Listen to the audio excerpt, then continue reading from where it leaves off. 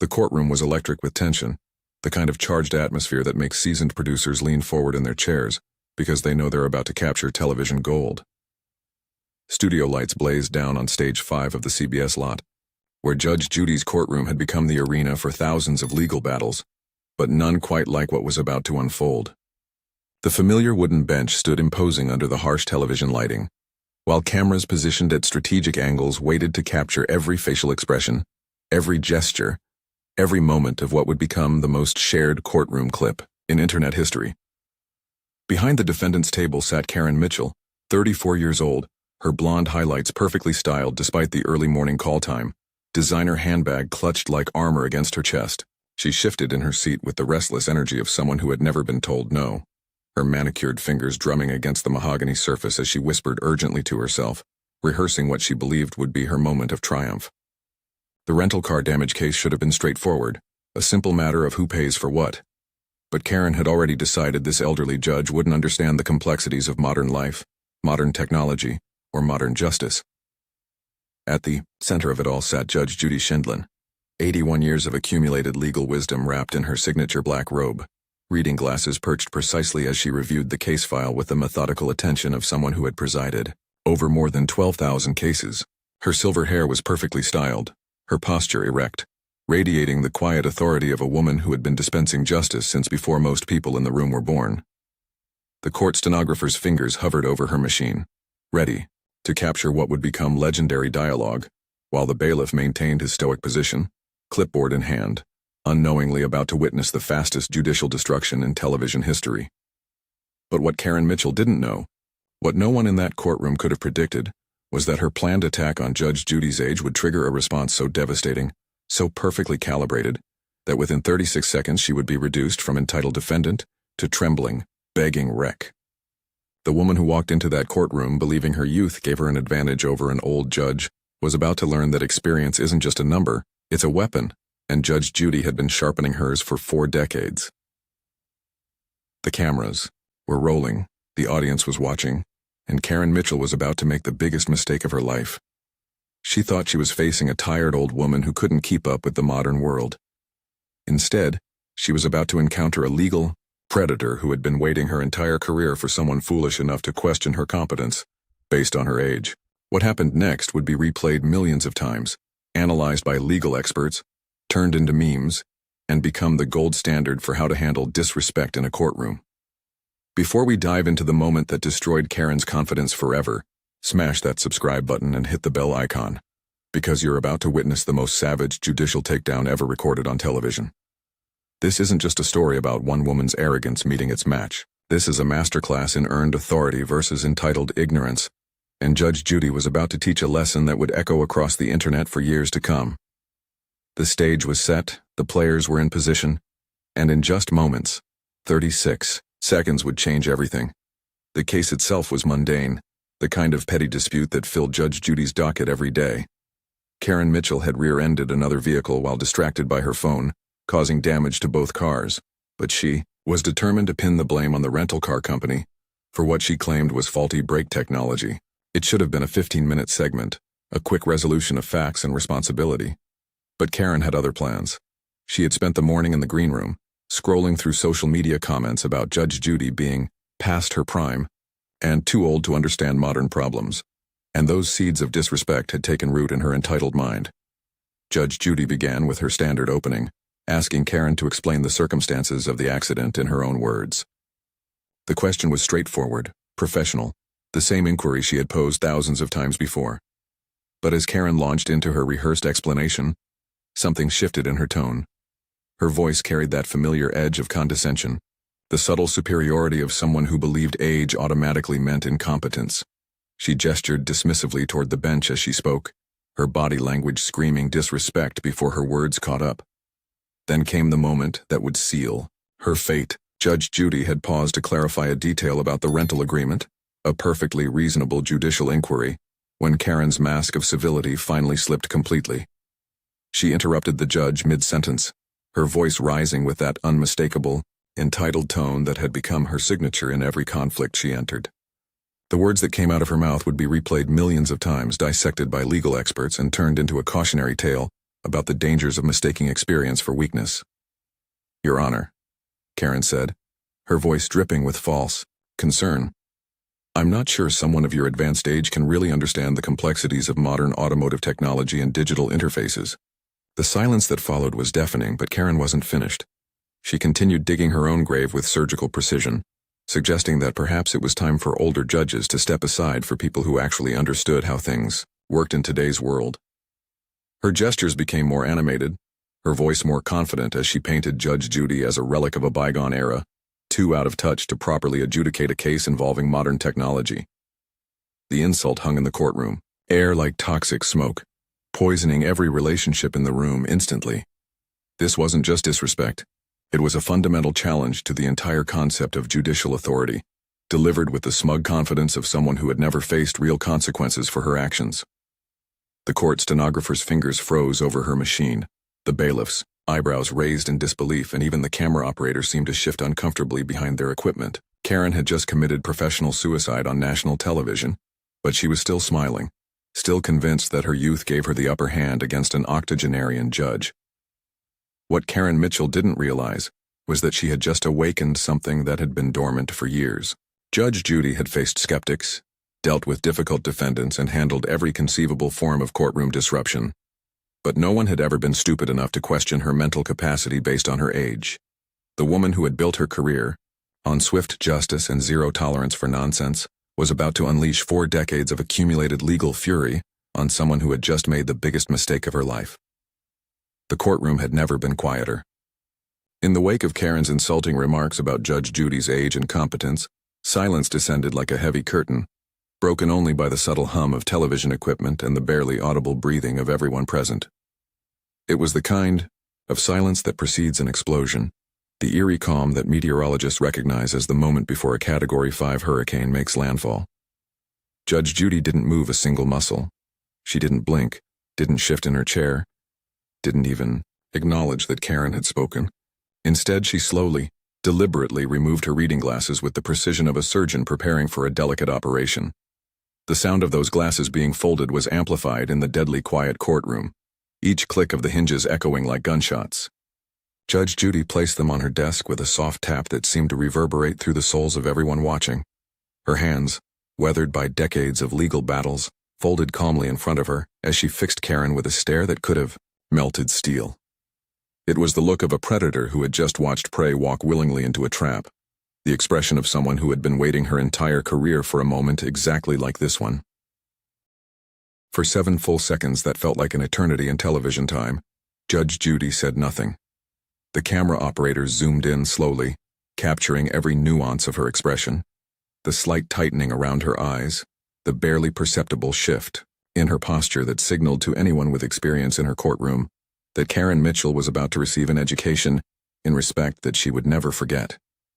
The bailiff had seen this look before during the worst cases, when defendants had pushed too far and awakened something dangerous in the judge's normally controlled demeanor.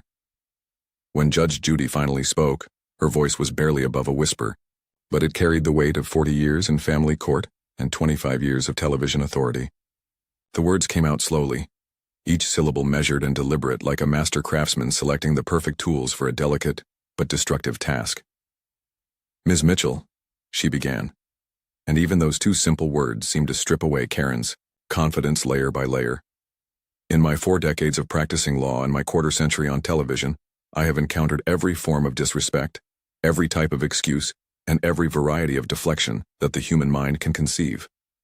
Her voice remained dangerously calm, but there was something building underneath, a rumbling volcano that everyone in the room could sense was about to erupt. Judge Judy leaned forward slightly, her eyes never leaving Karen's increasingly pale face. "I have been cursed at, threatened, lied to, and manipulated by defendants who thought they could outsmart the system. I have dealt with con artists, deadbeats, and professional victims who believed their sob stories could override facts and evidence."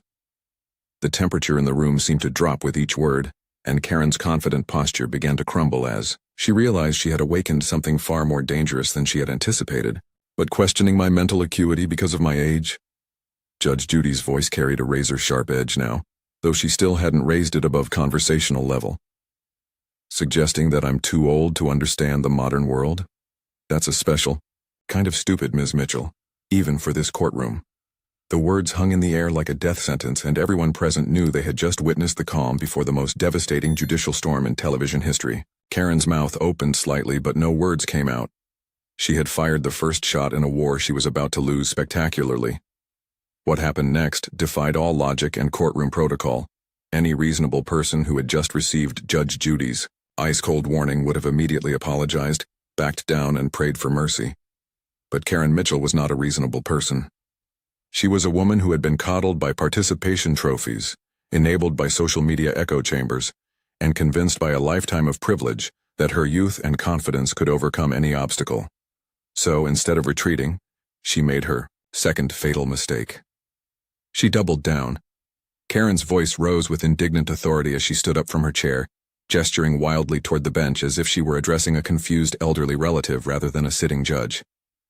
Your Honor, I have every right to question the competence of public figures, especially those who are clearly past their prime, she declared, her words dripping with the kind of condescension that had probably worked on customer service representatives and retail managers her entire life. I have a college degree. I run a successful social media brand with over 50,000 followers, and I represent a modern perspective that understands technology in ways that your generation simply cannot comprehend. The audacity was breathtaking. Here was a woman who had rear-ended another car while texting, trying to blame everyone except herself, now lecturing one of television's most respected legal minds about competence and understanding.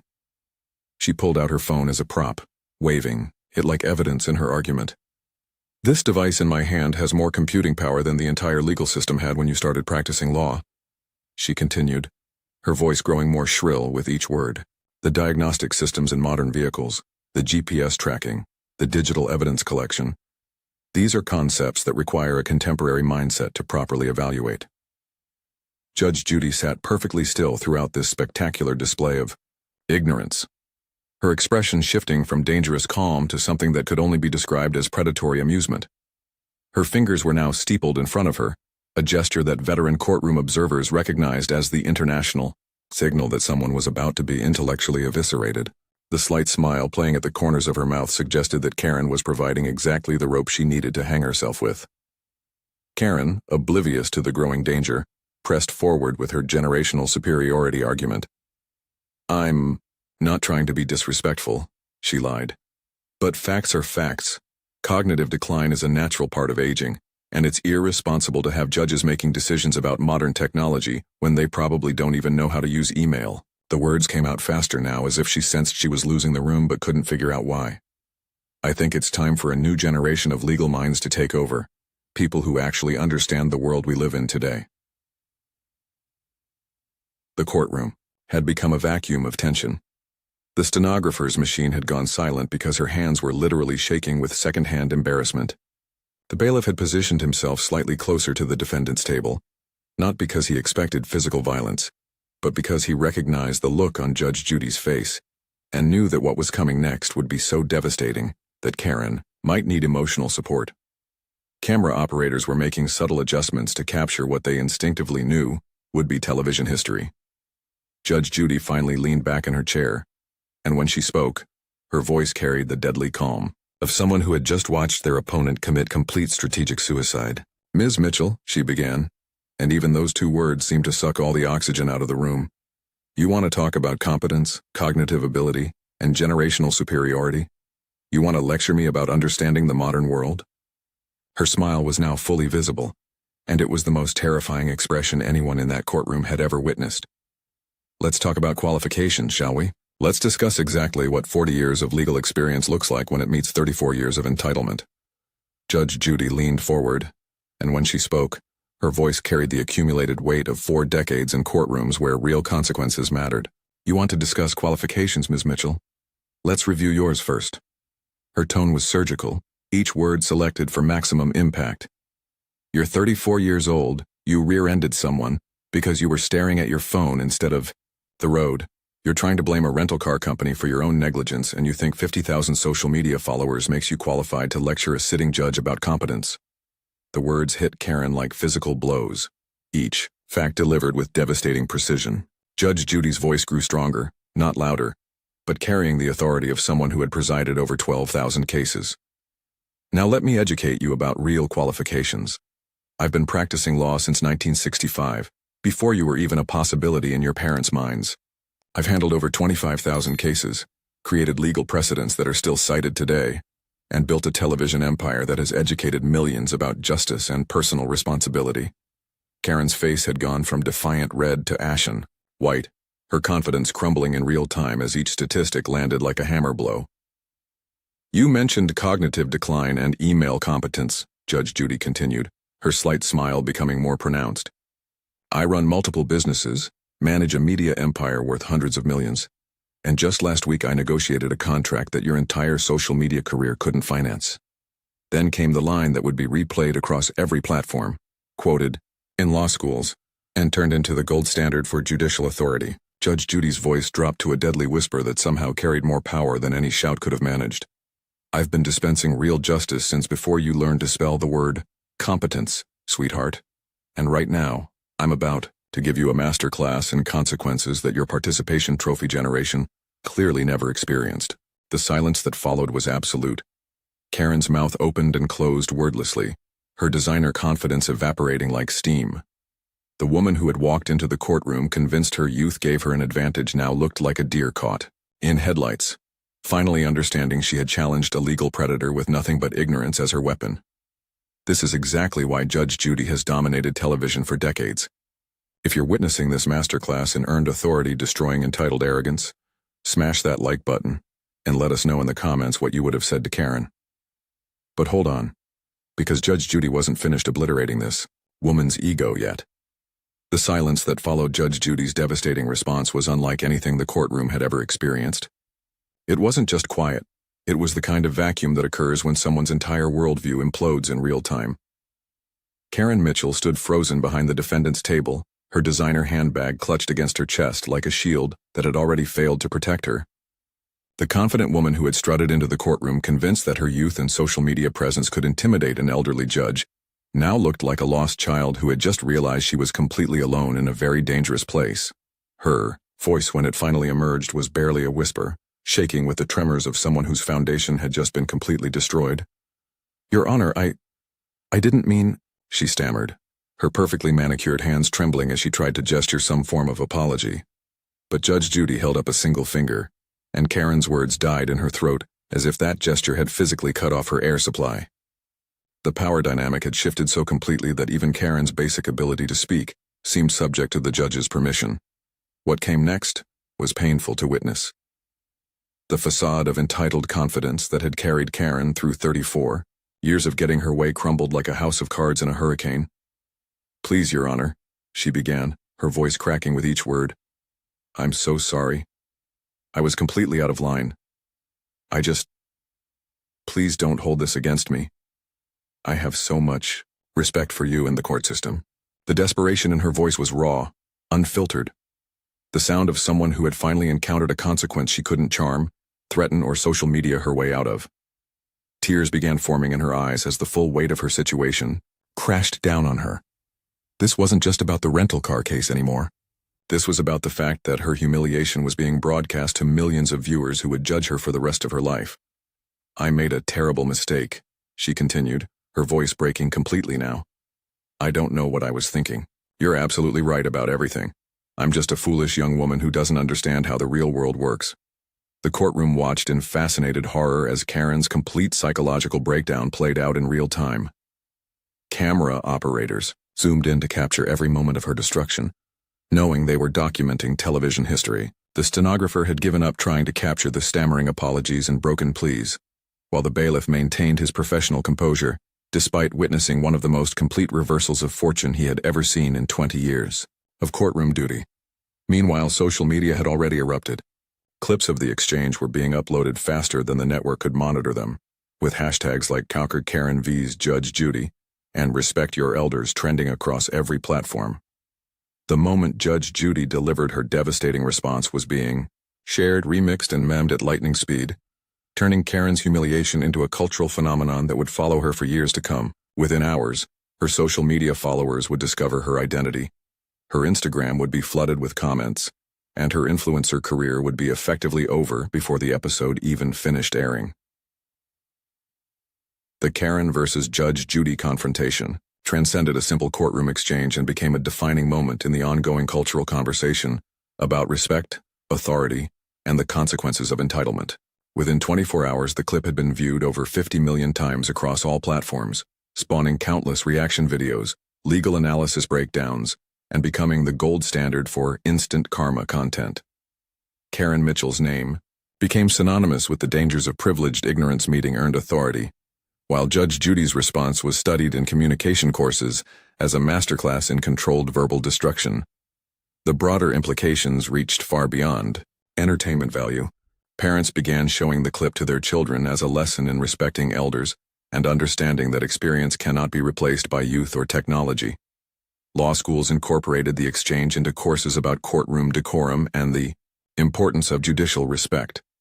The moment became a cultural touchstone representing the collision between entitled behavior and institutional authority, with Judge Judy emerging as the champion of earned credibility over presumed privilege. For Karen, the aftermath was swift and merciless. Her social media accounts went private within hours as comments flooded in from around the world. Her influencer career built on lifestyle content and fashion tips crumbled overnight as brands distanced themselves from the woman who had become internet shorthand for disrespectful behavior. Employment opportunities vanished as potential employers discovered her viral humiliation through simple Google searches. Judge Judy's legacy, meanwhile, was only reinforced by the exchange. At 81, she had proven once again why she remained television royalty, demonstrating that wisdom and experience were weapons that no amount of youthful arrogance could overcome. Her calm destruction of Karen's arguments became required viewing for anyone who had ever been dismissed because of their age, proving that authority earned through decades of service carried more weight than any social media following ever could. And that's how a 34-year-old woman learned that disrespecting 8 decades of accumulated wisdom comes with consequences that last forever. Judge Judy didn't just win a case that day. She delivered a masterclass in why experience matters and why respect isn't negotiable. If this story reminded you that earned authority always trumps entitled attitude, smash that subscribe button and ring that notification bell. We've got more incredible stories of instant karma and legendary comebacks that prove actions have consequences. Remember, respect isn't given, it's earned, and Judge Judy spent 40 years earning hers. What are you doing to earn yours? Let us know in the comments below, and we'll see you in the next video, where justice always prevails.